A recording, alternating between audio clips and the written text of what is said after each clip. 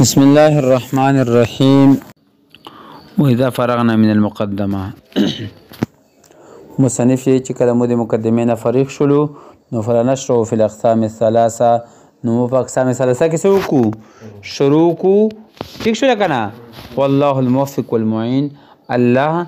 توفیق ورکوونکی ده او مدد کوونکی ده. نو د الله رب العالمین نه مدد وغوښته چې د الله په مدد او توفیق سره به اوس مخکې مزال بکو. نو القسم الاول فی الاسم پہلا قسم دفع اسم کې ده. اسم مقدم کړه په فعل او په حرف باندې ویلې ځکه چې اسم دا اعلی ده بلند ده اوچته مرتبه ولدا په فعل او په اسم باندې ویلې ځکه چې اسم مسند او مسند الیه دواړه واقع کېدلی شي. تنها د اسم نه کلام جوړیږي چې صرف اسمونه راشي فعل اوس کنه کلام جوړیږي. ٹھیک ده کنه. په نسبت د فعل او د حرف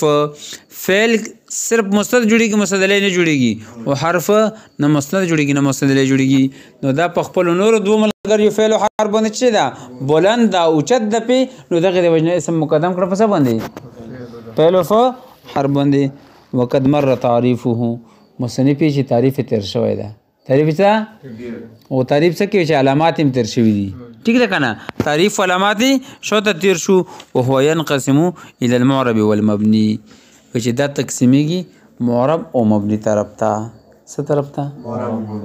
اسم په څو قسمت په اعتبار دی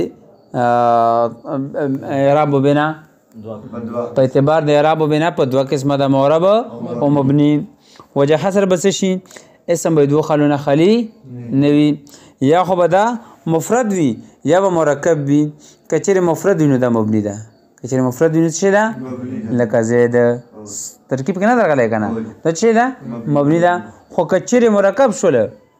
نو بیا به دوه نه خلی نوي یا به مبني الاصل سره مشابه وي یا به نوي. کچره مبني الاصل سره مشابهت وي ٹھیک ده کنه نو بیا مبني ده. لکه هؤلاء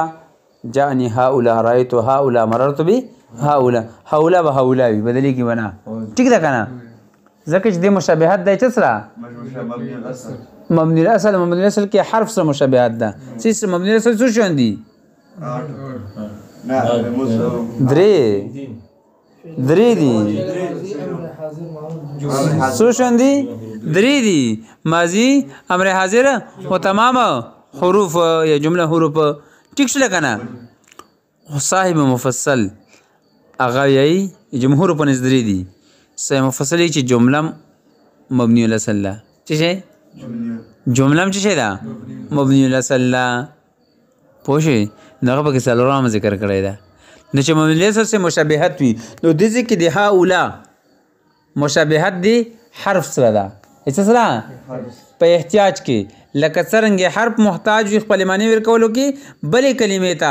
دا رنګ هؤلاء اسم اشاره دا هم محتاج وي خپل معنی باندې دلالت کولو کې اشاره حیثیت اشاره ته محتاج وي. څه ته محتاج وي اشاره ته څه وي محتاج وي. پوه شوې په کنه شوې په وجه حاصل باندې پوه شوې اسم به دوه حل حل یا مفرد یا مرکب بی که مفرد وی او که مرکب بی دوه حل بخل یا به یا مبنی سره مشابه یا به نوی. که مشابه وی نو مبنی ده او که مشابه نوی نو څه ده معرب ده. لکه جاءني زید رأيت زید مررت به زیدنا. ٹھیک شول. وهو ينقسم ده تقسیمیږي الى المعرب معرب طرف ته والمبني مبني طرف ته. فلنذكر احکامه في بابين اوس چې مو به د احکام ذکر کوو په دوه بابو کې وخاتمتن په خاتمه کې.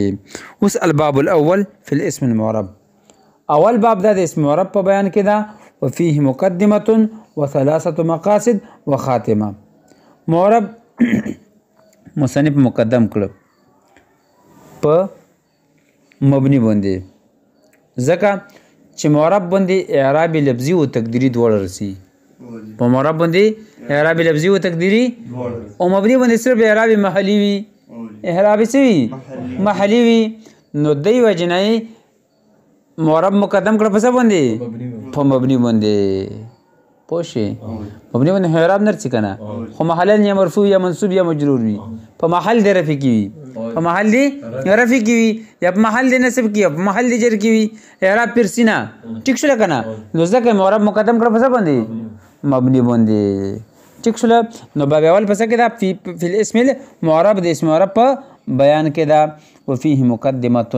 او په دې کې مې چې و مقدمه ده وثلاثه فصول وثلاثه مقاصد درې مقاصد دي وخاتمه او خاتمه ده اما المقدمه اوس چې مقدمه هر چې مقدمه ده نو ففيها فصولنا په دې کې څلور فصل دي څو فصل دي پکې په یو ګیا څو فصل دي پکې څلور فصل دي فصل اول د اسم معرب د تعریف په بیان کې ده فصل ثانی د اسم معرب حکم بیان کړی پکې او فصل ثالث کې اصناف او د اعراب د اسم دي ٹھیک ده کنه کوم 16 اقسام چې موږ ته یایو سورا 16 اقسام او څلورم فصل د اسم معرب به تقسیم ده منصرف او غیر منصرف ته تقسیم کړی ده پوه شو یا سو فصل دی پکې څلور پهلا فصل کې څه دي تعریف د اسم معرب دویم کې حکم ده دریم کې د اعراب او اقسام دي ٹھیک ده کنه او څلورم کې د اسم معرب تقسیم د منصرف او غیر منصرف طرف ته پوه شو به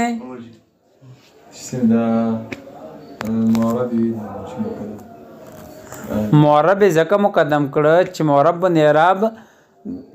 دواړه قسم مرسي لفظي مرسي او تقديري مرسي او مبني باندې اعراب نه لفظا مرسي نه تقديرا بلکې دا سي محلا مرفوع یا منصوب په محل کې وي د معرب پس کې وي په محل کې وي نه چې محل وي نو شی به پکې روشي کنه ٹھیک ده کنه چې د اعراب چې محل وي نو شی به پکې روشي فصل فی تعریف الاسم المعرب دا فصل په تعریف د اسم معرب کې دا اسم معرب د لغوي معنی ظاهر کرنا اعرب یعرب اعرابا نه کنه ٹھیک شول که اسم مفعول شي نو معنا به شي ظاهر کیا ہوا سمانا به شي او که ظرف شي نو بیا ظاهر کرنے کی جگہ و دې کې بهتر ادا چې مو اسم ظرف دا جوړ کو چې څه جوړ کو اسم ظرف جوړ کو ظاهر کرنے کی جگہ پوش به خا نو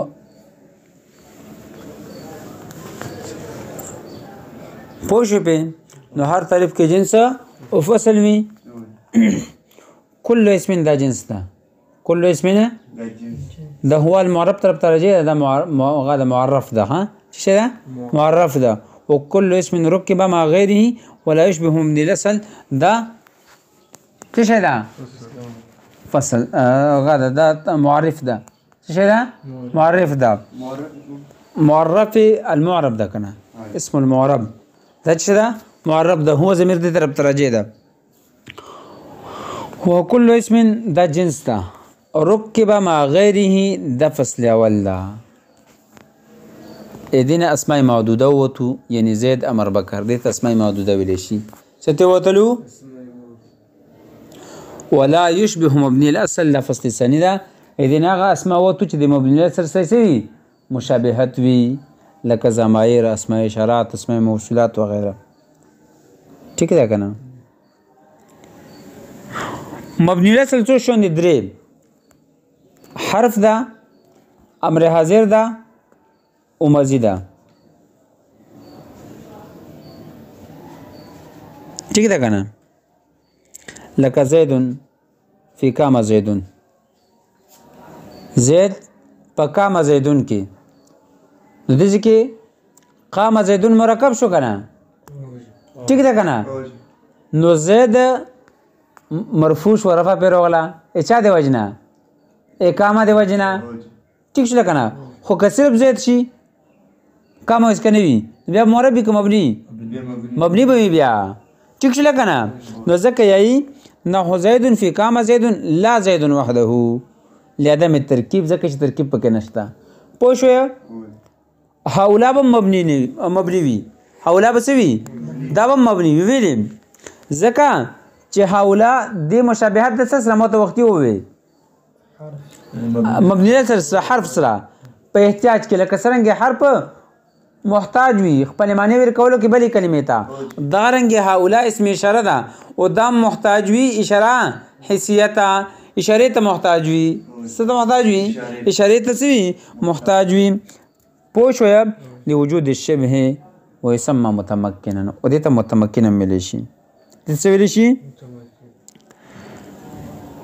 معرب ته معرب ویل شي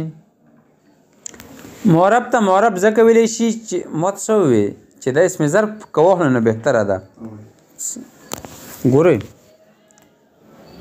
تاسو ته مو وی چې فصل اول د اسم معرب په تعریف کې ده اسم په تعریف کې اسم معرب په تعریف کې ده معرب دا که اسم مفعول سے واخلو یا ٹھیک ده کنه کیسے سے واخلو یا اسم مفعول سے واخلو نو بیا به معنا شي ظاهر کیا ہوا ٹھیک ده کنه اعراب معنا څه ده ظاهر کرنا ظاهر کرنا کچره معرب تو سود اسم مفعول سے واخلو نو څه معنا به شي ظاهر کیا ہوا خو کچره د ظرف صيغه شي نو ظاهر کرنے کی جگہ او د ظرف صيغه جوړول دی بهتر دی په دې کې ویلي اسم معرب چونکه اعراب ته زوی ور کوي څه ور کوي اسم معرب اعراب ته زوی ور کوي نو دغه د وجه نه د څه ویل شي اسم معرب ته ویل شي څه ته ویل شي اسم معرب ته اسم معرب ویل شي دا اعراب ته څه ور کوي زوی ور کوي نو د وجه ته څه ویل شي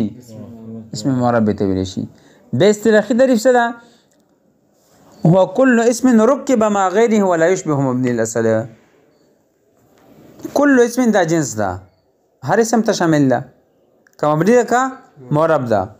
ركب مع غيره ده فصل اول ده څه ده فصل اول ٹھیک ده کنه ادینه څه وته اسماء معدودات وته زید امر بکر دې اسماء معدوده ویل شي ولا يشبه مبني الاصل دا فصل ثانی ده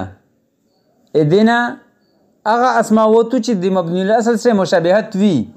لکه مضمرات اسماء اشارات اسماء موصولات ټیک شول